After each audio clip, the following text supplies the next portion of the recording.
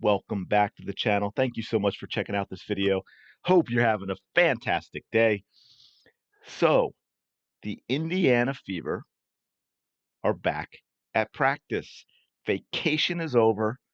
It's time to get ready for the stretch run, to get ready for a playoff run, to make improvements as a team and use this time because, as you remember, with the end of the NCAA season and then how quickly the WNBA draft happens and the season, and the Fever playing 11 games in 20 days to start the season, 8 of them against, I believe, what the Aces, the Liberty, and the Sun.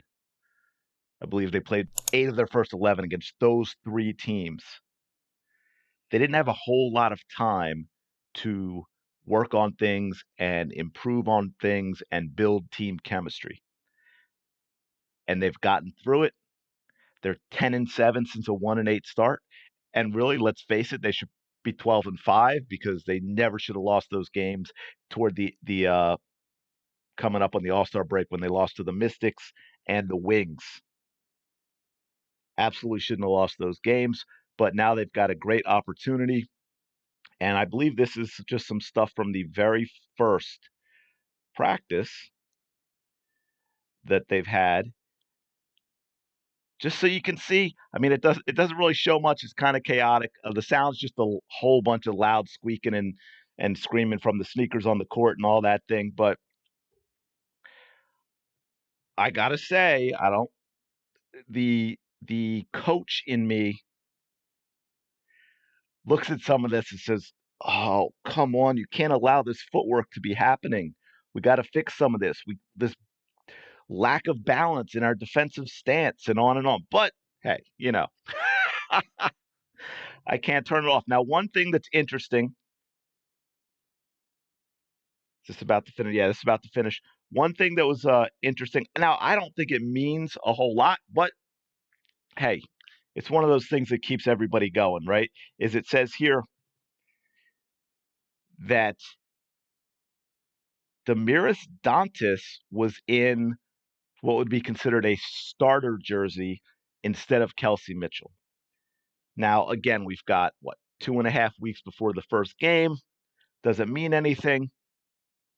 I don't think it does, but it gives us something to talk about, right? We can think, well, what does that mean going forward? Now, they don't say who else was in a starter's jersey, so they could just be working on what happens if they decide to match up and go big, and Caitlin Clark is basically the only guard out there, right? Say they have Boston, Dantis, Smith, and Samuelson. That would be, and then Caitlin Clark is the point guard. That would be a big lineup. And maybe they're thinking against certain teams that might be a good matchup that they have to go to. And if you need points, as I've talked about before, for me anyway, the style of play of the Kelsey Mitchell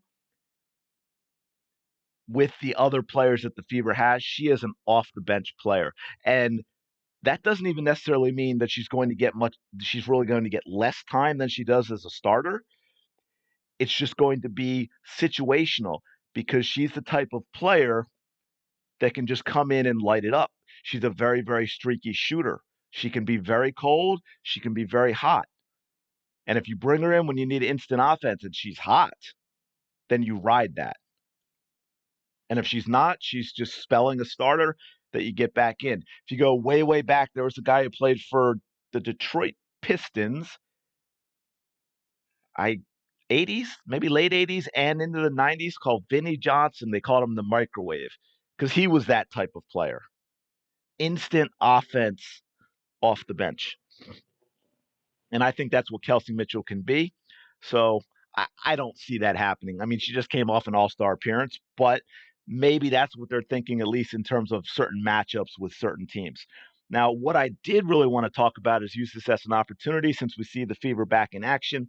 I did a thing about their playoff possibilities a while back when they started winning a few games after that terrible start. How many wins were they going to get? Were they going to make the playoffs? I think they were in 9th or 10th, and it was really close at the time. They were like a game or a game and a half out of a playoff spot. Now they're in the 7th, I believe, if I look at this correctly. They're in the 7th spot.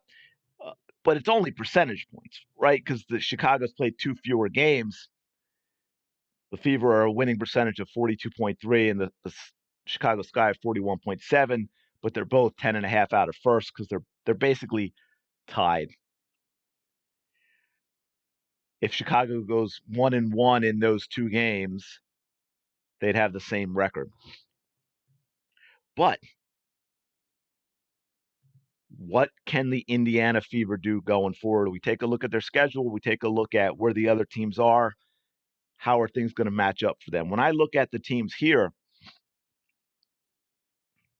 it's really, really close. Now, I see the cutoff as 6. Unfortunately, no matter how the Fever do going forward, I just don't see them getting any higher than 6. You can see that's where the big gap is. There are only 44.5 games between number 5 Las Vegas Aces and number 1 New York Liberty. Really, really close. I mean, Connecticut's 1.5 up on Minnesota and Seattle, who are tied, and only 2 up on Vegas. Right? Really, really tight. And then Indiana and Chicago are only 2.5 behind Phoenix. And Indiana has beaten Phoenix twice. And the other thing you see here, Phoenix, Indiana, and Chicago all 5-5 in their last 10. Really, really tight for them. So whether they're 6 or 7, hopefully not 8, whether they're 6 or 7, you really have no idea who they're going to play. So we can't even begin to think, well, 6, they want to get up as high as possible. They probably can't get higher than 6. 6 could end up not being better than 7. Because for me, in looking at this, and it can change, and yes, I understand that they beat the Liberty, but in winning a 3-game series, when I look at these teams, I think their best matchup is the Minnesota Lynx. First of all, just like they beat Minnesota, they beat Minnesota in Minnesota, and really, we all know all 3 games would basically be home court games for the Indiana Fever and Caitlin Clark. So we can't really start talking about, oh, we just want to get the highest position. They're not going to move up more than 1 spot, and we don't know. I mean, the Lynx could end up in 4th, and then they wouldn't play Indiana. Even, if Indiana moved up to 6, the Lynx could be in 4. And then maybe they end up getting Seattle or Vegas, right? I mean, Vegas started 6-6. They're 16-8 now. They could end up in 2. So we really don't know. But the key to that is, of course, this. This is where it gets interesting. I think there is a lot of opportunity. Indiana could end up winning record might be tough. They'd have to go 10-4. 9-5 gets them to 20-20. Is that possible? I think it is. And here's why. They've got 9 of the remaining 14 games at home.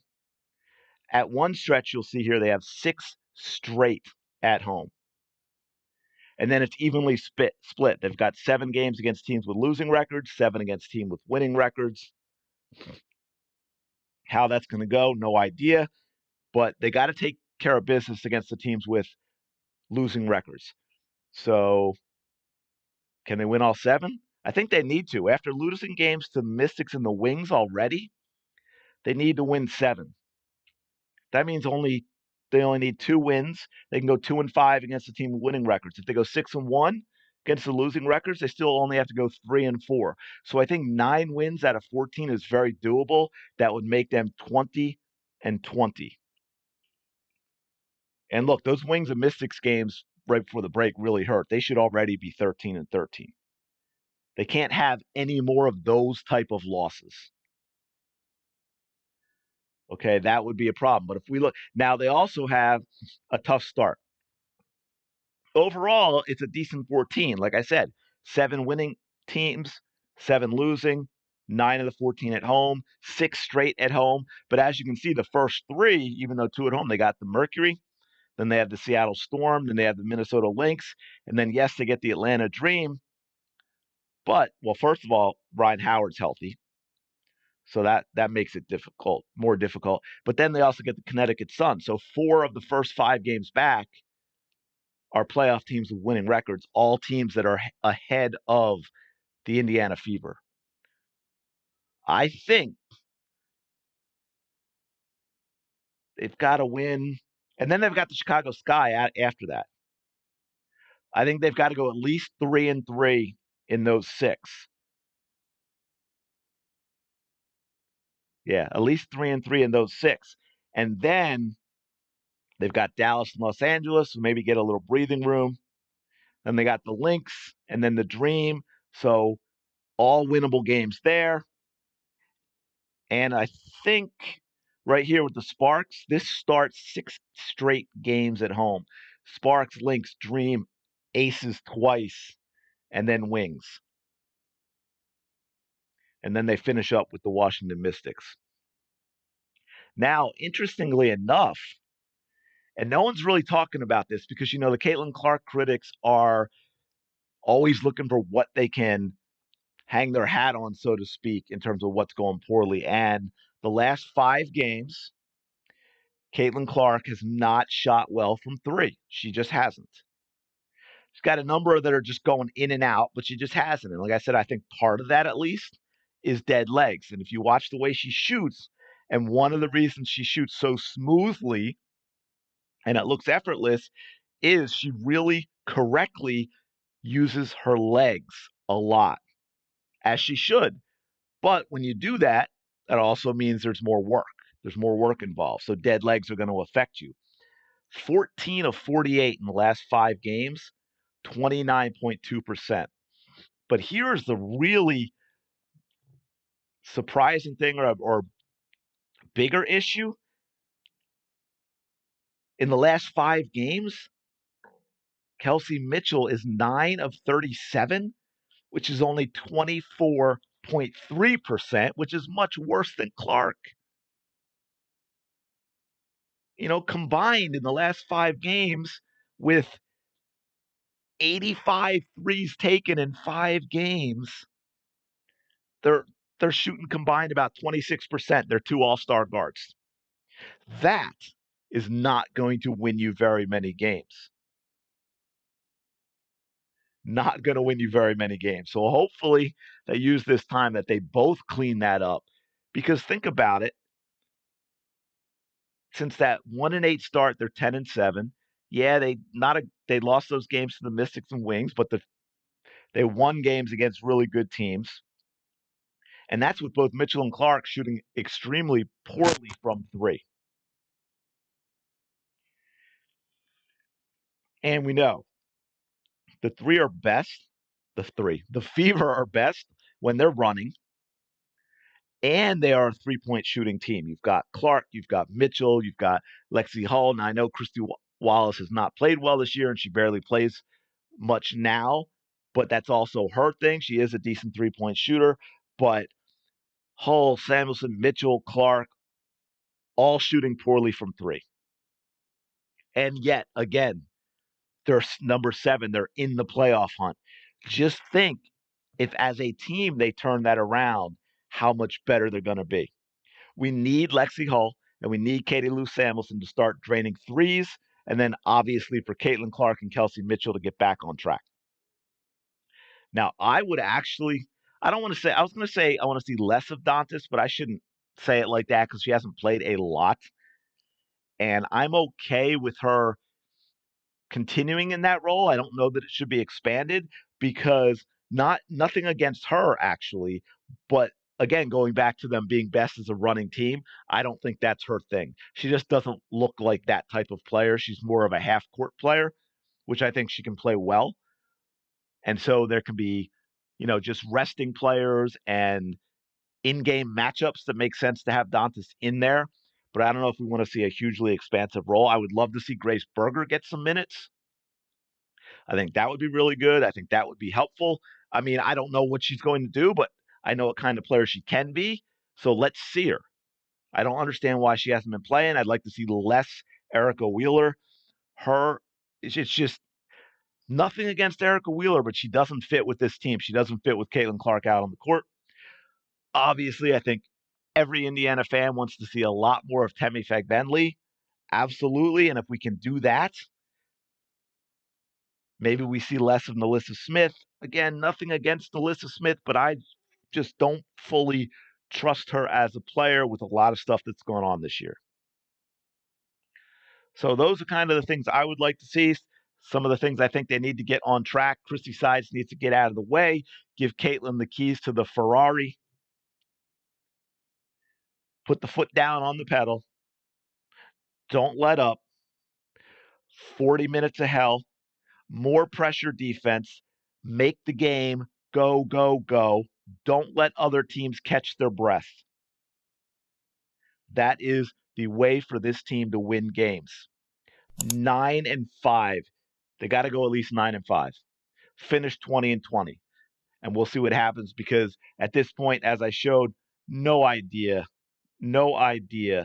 where they're going to go end up when you look at the teams at the top and how much they're bunched together. 4.5 games separate the top 5 teams. 2 games separate 2 through 5. Oh, and one note I'm going to leave for you as a happy thing. You can use this for the people screaming turnover. The last 5 games before the break, Caitlin Clark had 64 assists and only 27 turnovers. That's a 2.37 to 1 assist to turnover ratio for a player who takes a lot of chances with passes to create easy buckets, which is why she absolutely dominates when it comes to assists at the rim. I can't think of the number right now off of the top of my head, but it was something like 112 maybe, if I remember correctly. 112 assists at the rim for Caitlin Clark. Yeah, okay, I do have it here. Yeah, 112 assists at the rim for Caitlin Clark, which leads the WNBA. And number 2 was Sabrina Ionescu with 70. And by the way, then Arike was 69, Alyssa Thomas was 68, Skylar Diggins-Smith was 68. So only 2 separate those 4 players, but Caitlin Clark is 42 ahead of number 2. And guess what? When you're able to do that, you're going to have some turnovers. But her assist to turnover ratio the last 5 games, 2.37, is excellent. So anyway, let me know your thoughts in the comments below. What do you see them doing the final 14 games? How do you see the top seeds shaking out? So who are the Indiana Fever going to play in the first round? Is it a team that they've got a shot at beating? Do you think they'll finish above 500? Can they go 10-4 in their final 14 games? Remember, like I just said, no one's shooting well from 3 on this team, and that's a big part of their game. Thanks for checking out this video. Please be sure to like and subscribe. I really do appreciate it, and I will talk to you later.